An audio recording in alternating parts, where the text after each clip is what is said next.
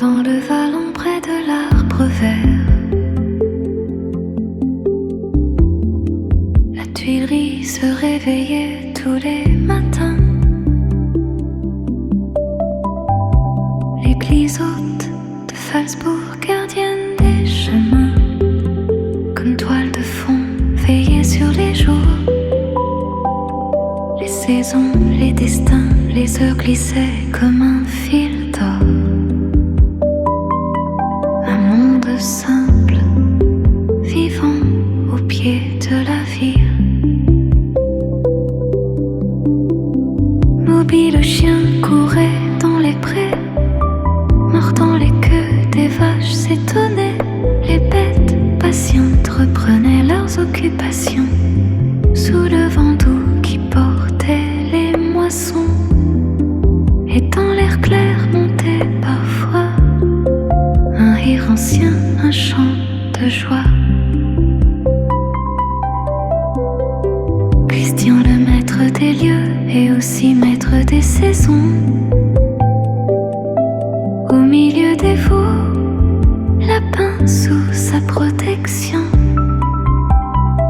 Il connaissait chaque souffle, chaque pas, chaque bête qui vivait sous son toit. Le chat buvait son lait, il ronronnait dans un silence apaisé. Lina tournait la baraque de l'aude, sous son regard le beurre naissait, couleur d'or pour Falsbourg, pour la terre sourde. Et l'eau près l'or des jours sans aucun doute, et le vallon chantait doucement les gestes saints du temps d'avant. Le soleil jouait sur les tuiles rouges, les ombres lentes descendaient de Falsbourg. Les oies du soir montaient sans détour, comme un écho venu d'un autre jour. Et la Tuilerie, dans son manteau de vent, gardait les secrets des vivants.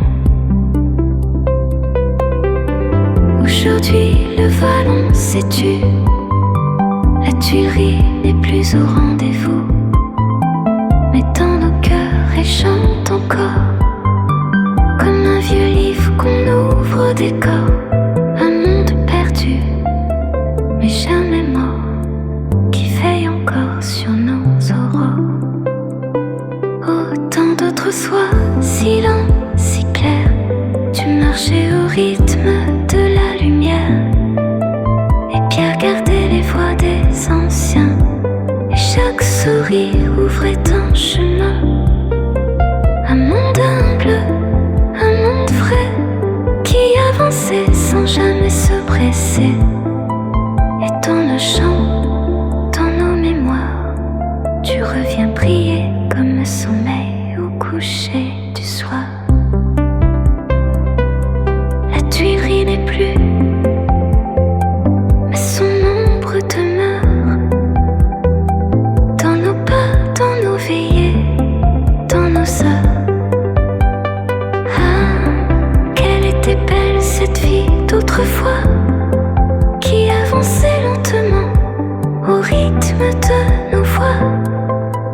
Et quand le vent traverse le vallon, on croit encore entendre la voix de Moby, car les lieux qui disparaissent ne meurent jamais.